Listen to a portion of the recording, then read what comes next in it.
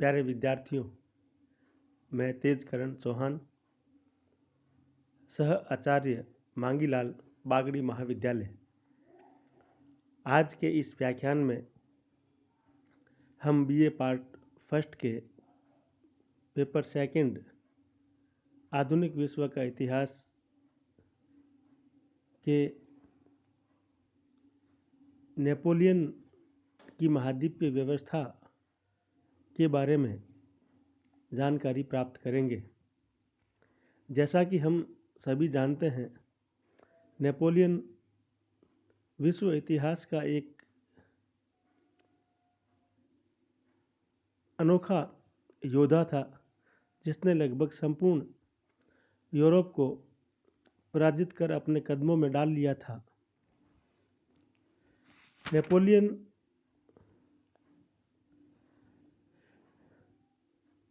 ने लगभग संपूर्ण यूरोप को पराजित करने के बाद केवल मात्र इंग्लैंड ही एक ऐसी शक्ति बचा था जो अभी तक अपराजयी था। तिलसित की संधि के पश्चात इंग्लैंड नेपोलियन की आंख में एक कांटे की तरह अटकता रहा। ऑस्टरलिट्ज के युद्ध में ऑस्ट्रिया, जैना के युद्ध में पर्सिया और फ्रेडलैंड के युद्ध में रूस को परास्त करने के बाद अपनी सैनिक और साम्राज्यवादी वर्चस्व का सिक्का जमा लिया था। लेकिन इंग्लैंड का स्वतंत्र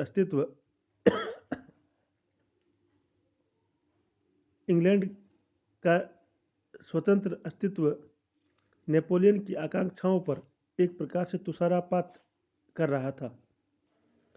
स्थलीय युद्धों में नेपोलियन का कोई मुकाबला नहीं था, लेकिन नेपोलियन की सबसे बड़ी समस्या थी इंग्लिश चैनल को पार कर इंग्लैंड की भूमि पर पहुंचना और इंग्लैंड को पराजित करना। इंग्लैंड नौसैनिक दृष्टिकोण से बहुत शक्तिशाली था और इंग्लिश चैनल में ब्रिटिश सेना के चक्रव्यूह को तोड़ना अत्यंत दुष्कर कार्य था। 1803 ईस्वी में नेपोलियन ने इंग्लिश चैनल के दूसरे तट पर अपनी सैनिक टुकड़ियों को जमा करके इंग्लैंड पर आक्रमण करने की योजनाएं बनाई, परंतु 2 वर्ष तक इस प्रयास में लगने के बाद भी सफलतापूर्वक इंग्लिश चैनल को पार करने का कोई रास्ता उसको नहीं मिला। ट्रेफलगर के नौसैनिक संघर्ष में ब्रिटिश सेना के हाथों हुई फ्रांसीसी और स्पेन की संयुक्त सैनिक टुकड़ियों की गंभीर पराजय ने नेपोलियन द्वारा इंग्लिश चैनल को पार करने के हौसले को पस्त कर दिया और उसने इंग्लैंड पर आक्रमण करने का इरादा लगभग त्याग दिया। लेकिन नेपोलियन सदैव येन केन प्रकरण इंग्लैंड को परास्त करने के लिए कटिबद्ध था। इंग्लैंड को अपनी विशिष्ट नौसैनिक शक्ति के कारण हरा न पाने की व्यवस्था को जानकर नेपोलियन ने उसे अप्रत्यक्ष रूप से हराने की योजना बनाई। यह अप्रत्यक्ष तरीका था आर्थिक युद्ध का। नेपोलियन द्वारा इंग्लैंड के विरुद्ध चलाए गए आर्थिक युद्ध को महाद्वीपीय व्यवस्था या महाद्वीपीय नाकाबंदी के नाम से जाना जाता है, क्योंकि इंग्लैंड की समृद्धि का मुख्य आधार उसके औद्योगिक उत्पादनों का विदेशी क्षेत्रों में निर्यात था। इंग्लैंड दुकानदारों का देश के रूप में विख्यात था। नेपोलियन का मानना था कि यदि इंग्लैंड में तैयार की जाने वाली वस्तुओं का बाह्य क्षेत्रों में विक्रय प्रतिबंधित कर दिया जाए तो इंग्लैंड के व्यापार और उद्योगों पर उसका प्रतिकूल प्रभाव होगा और इंग्लैंड आर्थिक बर्बादी की स्थिति में आ जाएगा। तब वह स्वतः ही फ्रांस के सम्मुख घुटने टेक देगा। फ्रांस और उसके सहयोगी देशों द्वारा यूरोप में ब्रिटिश वस्तुओं के व्यापार पर लगाए गए प्रतिबंध की नीति को ही महाद्वीपीय व्यवस्था या महाद्वीपीय प्रतिबंध या नाकाबंदी कहा जाता है। नेपोलियन का दृढ़ विश्वास था ब्रिटेन के वाणिज्यिक विनाश के द्वारा इंग्लैंड को हराया जा सकता है। महाद्वीपीय व्यवस्था को नेपोलियन ने 21 नवंबर 1896 की बर्लिन डिक्री के द्वारा लागू किया। इस आज्ञप्ति में यह घोषणा की गई कि ब्रिटिश द्वीपों को तत्काल प्रभाव से अवरुद्ध घोषित किया जाता है। उनसे किए जाने वाले समस्त व्यापार और वाणिज्य पर प्रतिबंध लगाया जाता है। यूरोपीय महाद्वीप में फ्रांस और उसके मित्र राष्ट्रों की सीमाओं के अंतर्गत अंग्रेजी नाम पते वाले पत्रों और गठरों को जब्त कर लिया जाएगा। अंग्रेजी सामानों के संग्रह स्थलों को भी जब्त कर लिया जाएगा। अंग्रेजी सामान की प्रत्येक वस्तु, समस्त अंग्रेजी जहाज, ब्रिटिश उपनिवेशों से आने वाले कच्चे माल से लदे हुए जहाज, इन सभी को यूरोपीय बंदरगाहों, जिसमें तटस्थ राष्ट्रों के बंदरगाह भी शामिल होंगे, से बहिष्कृत रखा जाएगा। ब्रिटिश वस्तुओं के प्रतिबंध की इस महाद्वीपीय व्यवस्था को बाद में समय समय पर अन्य डिक्रियों द्वारा और अधिक सुदृढ़ और व्यापक बना दिया गया, जिनमें वारसा आज्ञप्ति 1807, मिलान आज्ञप्ति 1807 दिसंबर और अक्टूबर 1810 में फाउंटेन ब्ल्यू आज्ञप्ति इत्यादि थी। मिलान आज्ञप्ति के द्वारा यह व्यवस्था की गई कि यदि किसी बंदरगाह या ब्रिटिश सेना द्वारा अधिकृत किसी भी देश के बंदरगाह से चलने वाले तटस्थ जहाज़ों को फ्रांस या अन्य निजी कंपनियों के युद्धपोतों द्वारा पकड़ा जा सकता है। इसी प्रकार फाउंटेन ब्ल्यू आज्ञप्ति में तो यह आदेश दिया गया कि फ्रांसीसी साम्राज्य में ब्रिटिश उत्पादित वस्तुओं का अधिग्रहण कर लिया जाएगा और उनका सार्वजनिक अग्निदहन किया जाएगा। ब्रिटिश सरकार ने नेपोलियन की इस बर्लिन आज्ञप्ति का जवाब ऑर्डर्स इन काउंसिल के द्वारा दिया, जो जनवरी 1807 से नवंबर 1807 के मध्य पारित किए गए। इन ऑर्डर इन काउंसिल्स के द्वारा ब्रिटिश सरकार ने घोषणा की कि फ्रांस और उसके मित्र राष्ट्रों से व्यापार करने वाले जहाज़ों को पकड़ा जाएगा। साथ ही तटस्थ जहाज़ों का ब्रिटिश बंदरगाहों पर रुकना अनिवार्य कर दिया गया, ताकि उनके माध्यम से ब्रिटेन का सामान शत्रु देशों के क्षेत्रों में पहुंचाया जा सके। इस प्रकार व्यापारिक प्रतिबंध का यह युद्ध फ्रांस और इंग्लैंड के मध्य एक तरफा नहीं रहकर पारस्परिक हो गया।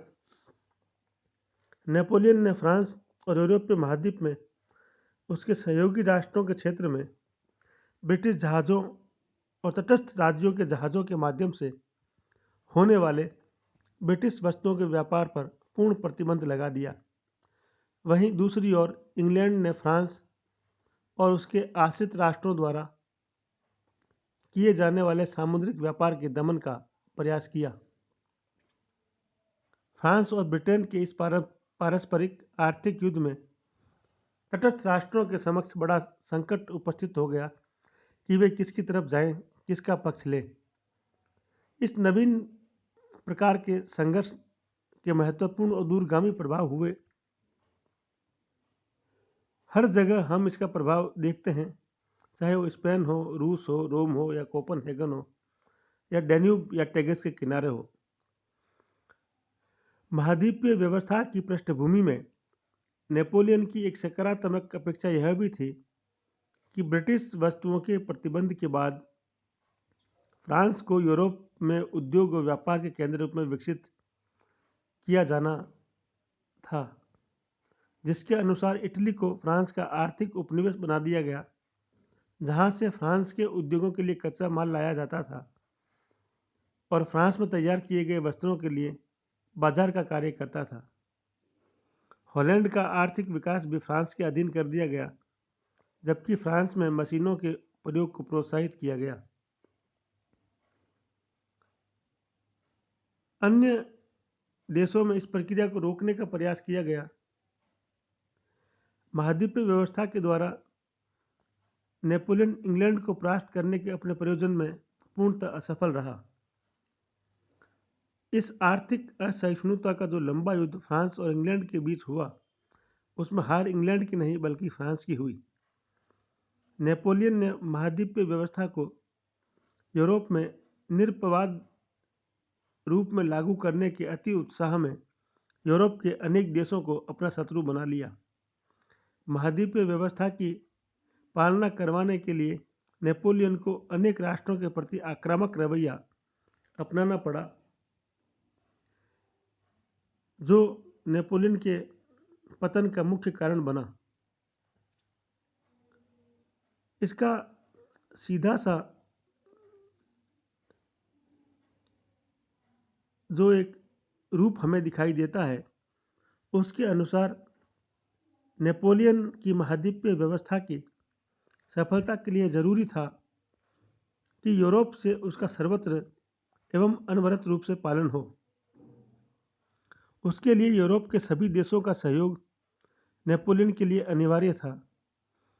नेपोलियन ने टिलसिट की संधि के माध्यम से महाद्वीपीय व्यवस्था में रूस का सहयोग प्राप्त किया। ऑस्ट्रिया और पर्सिया, जिसे नेपोलियन ने परास्त किया था, वे भी महाद्वीपीय व्यवस्था को अपनाने की स्वीकृति दे चुके थे। डेनमार्क ने भी नेपोलियन का पक्ष लिया, लेकिन स्वीडन ने ब्रिटेन का साथ दिया,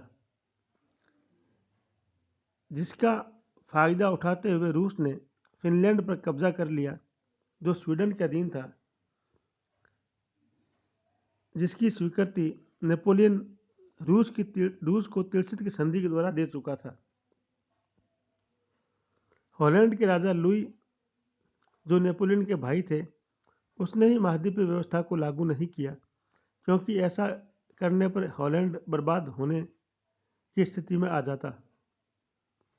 इस प्रकार के रवैये के कारण नेपोलियन ने लुई को अपना सिंहासन छोड़ने के लिए मजबूर किया और 1810 में हॉलैंड को फ्रांस में मिला लिया गया। इटली में पोप ने फ्रांस का साथ देने की बजाय तटस्थ रहने की नीति अपनाई, जिससे नाराज होकर नेपोलियन ने पोप के अधीनस्थ राज्यों को इटली के शाही राज्य में मिला लिया। इसी प्रकार पोप ने नेपोलियन को धर्म से निष्कासित कर दिया। तब नेपोलियन ने पोप को गिरफ्तार कर लिया और उसे कई वर्ष बंदी बनाए रखा। पुर्तगाल के इंग्लैंड से अच्छे संबंध थे। उसने महाद्वीपीय व्यवस्था को लागू करने के प्रति अनिच्छा प्रदर्शित की। नेपोलियन को पुर्तगाल के विरुद्ध युद्ध करना पड़ा। सारांश में यह कहा जा सकता है कि नेपोलियन की महाद्वीपीय व्यवस्था को लागू करने के लिए निरंतर संघर्षरत और प्रयासरत रहना पड़ा। इसके लिए उसे अपना आक्रामक रुख बनाए रखना पड़ा, लेकिन इन सब के बावजूद महाद्वीपीय व्यवस्था असफल हुई। उसकी असफलता के जो कारण विद्यमान थे, उन कारणों में सबसे पहला कारण था यूरोप के लिए ब्रिटिश उत्पादित वस्तुओं की अपरिहार्यता और उसकी उपलब्धता की व्यवस्था नेपोलियन नहीं कर पाया था। यूरोप के विभिन्न देशों में ब्रिटेन से उत्पादित वस्तुओं की आवश्यकता इतनी ज़्यादा थी कि यूरोप के देशों, यहाँ तक कि फ्रांस के मित्र राष्ट्रों ने भी महाद्वीपीय व्यवस्था को हृदय से स्वीकार नहीं किया और कुछ ने तो इसे स्पष्ट अप्रत्यक्ष लागू करने से मना कर दिया, जिसके कारण नेपोलियन को ऐसे देशों के साथ युद्ध लड़ना पड़ा। यूरोप के विभिन्न देशों को महाद्वीपीय व्यवस्था को स्वीकार करने का एक तात्कालिक परिणाम यह दिखाई देने लगा कि ब्रिटिश उत्पादित आवश्यकता वस्तुओं की कमी के कारण उनकी आर्थिक व्यवस्था डामाडोल हो जाएगी और उन्हें जन असंतोष का सामना भी करना होगा। स्वयं नेपोलियन के भाई लुई ने भी इसके प्रति अनिच्छा प्रदर्शित की।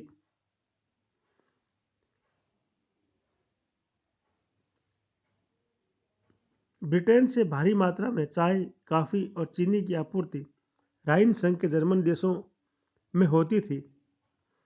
इन वस्तुओं की आपूर्ति को पूरी तरह समाप्त कर देने का अर्थ था कि यूरोप में इन वस्तुओं की कमी हो जाना और उनकी कीमतों में अप्रत्याशित वृद्धि होना, जो जनता के आर्थिक असंतोष का कारण बनती।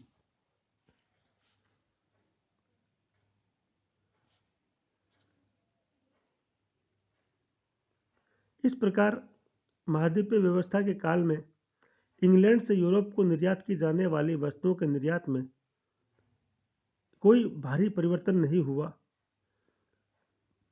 स्वयं फ्रांस के लिए भी कतिपय ब्रिटिश उत्पादित वस्तुओं के अभाव को झेलना बड़ा मुश्किल था, अतः विशेष परमिटों द्वारा उसका आयात किया जाता रहा।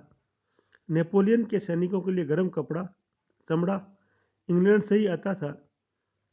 एक अवसर पर फ्रांस के सैनिकों के लिए ब्रिटेन से मंगाकर 50,000 ओवरकोटों की व्यवस्था की गई, क्योंकि स्वयं फ्रांस एवं उसके सहयोगी देश इतनी भारी मात्रा में ओवरकोटों की आपूर्ति करने में सक्षम नहीं थे। इस प्रकार की रियायतों ने महाद्वीपीय व्यवस्था की आंतरिक कमजोरियों को स्पष्ट कर दिया और इसने तस्कर व्यापार को प्रोत्साहित किया, जिससे इन वस्तुओं की कीमतें भी बढ़ी और नेपोलियन के मित्र राष्ट्रों में नेपोलियन के प्रति सहानुभूति समाप्त हो गई। दूसरा कारण ब्रिटेन की नौसैनिक श्रेष्ठता और औपनिवेशिक संपन्नता था। ब्रिटेन की नौसैनिक श्रेष्ठता और सर्वोच्चता को देखते हुए फ्रांस के लिए इंग्लैंड के सामुद्रिक व्यापार पर प्रतिबंध लगाना अत्यंत दुष्कर कार्य था। फ्रांस के पास ऐसी नौसैनिक शक्ति नहीं थी जो यूरोप के विस्तृत समुद्री तट पर ब्रिटिश जहाज़ों के आगमन को रोक सकती। वहीं दूसरी ओर यूरोपीय महाद्वीप से बाहर ब्रिटेन के अनेक उपनिवेश ऐसे थे जिनके पास उसका सामुद्रिक व्यापार निर्बाध गति से चल रहा था। इन उपनिवेशों से कच्चा माल ब्रिटेन में आता रहा और ब्रिटेन में तैयार किया गया माल जिनमें जाता रहा। महाद्वीपीय प्रतिबंध के द्वारा ब्रिटेन के वाणिज्यिक विनाश की जो योजना नेपोलियन ने बनाई, वह ब्रिटेन की नौसैनिक श्रेष्ठता के कारण निष्प्रभावी हो गई।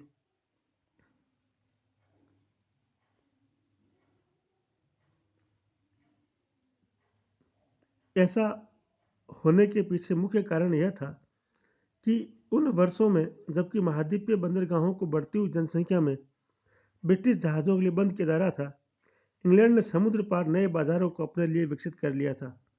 यह एक ऐसा बिंदु था जिसकी नेपोलियन ने अपनी योजना में उपेक्षा कर दी थी। तीसरा कारण, यह योजना अव्यावहारिक व्यवस्था थी। महाद्वीपीय व्यवस्था नेपोलियन की अपरिपक्वता का एक नमूना थी। इस कारण वह योजना असफल हुई। नेपोलियन इस व्यवस्था के माध्यम से इतना अधिक प्राप्त करने की आकांक्षा कर रहा था जो तात्कालिक परिस्थितियों में संभव नहीं था। ब्रिटेन का व्यापारिक विनाश मात्र इस व्यवस्था से संभव नहीं था, उसके लिए अंतर्राष्ट्रीय प्रतिबंध की आवश्यकता थी, जिसके अनुसार यूरोप के बाहर के उपनिवेशों और देशों के साथ भी ब्रिटेन के व्यापार को प्रतिबंधित किया जाना चाहिए था। नेपोलियन यूरोपीय महाद्वीप का विजेता था, विश्व का नहीं। जबकि वहीं इंग्लैंड के संबंध यूरोप से न होकर अंतर्राष्ट्रीय थे, जिसके कारण उसकी आर्थिक व्यवस्था टूटी नहीं। दूसरा, महाद्वीपीय व्यवस्था को लागू करते समय नेपोलियन ने अनेक व्यावहारिक तथ्यों को अनदेखा किया। यूरोपीय राष्ट्रों के लिए ब्रिटिश उत्पादित वस्तुओं का परित्याग आर्थिक दृष्टि से आत्मघाती भी था। वहीं इन वस्तुओं को किसी अन्य स्रोत से उपलब्ध कराने की नेपोलियन ने कोई व्यवस्था नहीं की।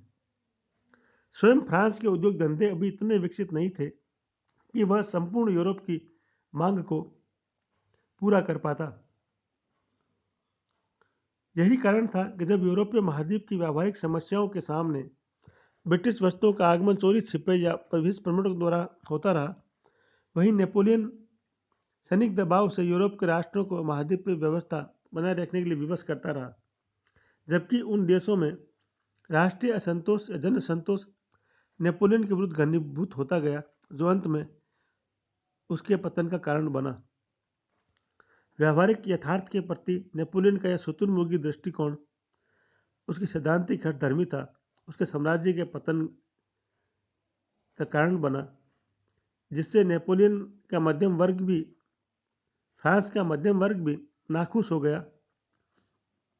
नेपोलियन ने अपनी इस व्यवस्था के द्वारा न केवल यूरोप के लोगों को अपने विरुद्ध कर लिया, बल्कि अपने फ्रांस के मध्यम वर्ग के विश्वास को भी खो दिया, जो कि इस क्रांति का लाभ पाने वाला मुख्य वर्ग था और जिसने उसे सत्ता प्रदान की थी। फ्रांस में होने वाली 1810-11 की दीर्घ आर्थिक मंदी को इसी व्यवस्था का परिणाम माना जाता है और इसी समय से फ्रांस का मध्यम वर्ग नेपोलियन के साम्राज्य के प्रति उदासीन हो गया। इस प्रकार हम कह सकते हैं नेपोलियन इस महाद्वीपीय व्यवस्था की वजह से, अदूरदर्शी व्यवस्था की वजह से उसे पुर्तगाल, स्पेन, रूस और ऑस्ट्रिया के साथ निरंतर युद्ध करने पड़े, जिससे लगातार उसकी स्थिति कमजोर होती गई और फ्रांस पर ऋणों का बोझ बढ़ता गया और अंततः नेपोलियन के पतन का प्रमुख कारण बना। धन्यवाद। जय हिंद, जय भारत।